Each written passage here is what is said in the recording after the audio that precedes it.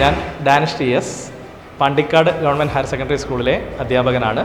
ഈ നിലമ്പൂർ നിയോജക മണ്ഡലത്തിലെ ഉപതെരഞ്ഞെടുപ്പിൻ്റെ റിസൈഡിംഗ് ഓഫീസറായിട്ട് നിയമിക്കപ്പെട്ടിട്ടുള്ള ആളാണ്. ആദ്യഘട്ട ട്രെയിനിങ്ങിന് ശേഷം രണ്ടാം ഘട്ട ട്രെയിനിങ് ആണ് ഇന്ന് ലഭ്യമായിട്ടുള്ളത്.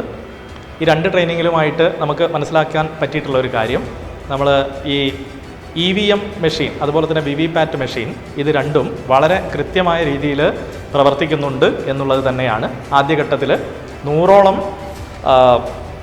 മോക്ക് പോൾ വോട്ടുകൾ നമ്മൾ ചെയ്യുകയും അത് കൃത്യമായി കൗണ്ട് ചെയ്തുകൊണ്ട് വോട്ട് ചെയ്യുന്ന അതേ സ്ഥാനാർത്ഥിക്ക് തന്നെയാണ് ഈ VVPAT മെഷീനിൽ വോട്ട് രേഖപ്പെടുത്തപ്പെടുന്നത് എന്നുള്ളത് കൃത്യമായിട്ട് മനസ്സിലാക്കാൻ വേണ്ടിയിട്ട് നമുക്ക് സാധിച്ചിട്ടുണ്ട്.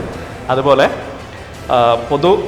ജനങ്ങളുടെ ഇടയിലുള്ളൊരു സംശയം, നമ്മൾ വോട്ട് ചെയ്യുന്ന ആൾക്ക് തന്നെയാണോ വോട്ട് രേഖപ്പെടുത്തപ്പെടുന്നത് എന്നുള്ളൊരു സംശയം ഉണ്ടായിരുന്നു. പക്ഷേ അതെല്ലാം ദൂരീകരിക്കുന്ന രൂപത്തിൽ വളരെ കൃത്യമായി കൊണ്ട് തന്നെയാണ് ഈ വോട്ടിംഗ് പ്രോസസ്സ് മുന്നോട്ട് പോകുന്നത്. ഇലക്ഷൻ കമ്മീഷൻ ഓഫ് ഇന്ത്യയുടെ വിശ്വസനീയമായ രീതിയിലുള്ള പ്രവർത്തനമാണ് ഇതിൻ്റെ പിന്നിൽ നടക്കുന്നതെന്നും പൊതുജനത്തിന് അത്തരത്തിലുള്ള യാതൊരു സംശയത്തിനും സാധ്യതയില്ല എന്നും നമുക്ക് മനസ്സിലാക്കാൻ വേണ്ടി സാധിച്ചിട്ടുണ്ട്.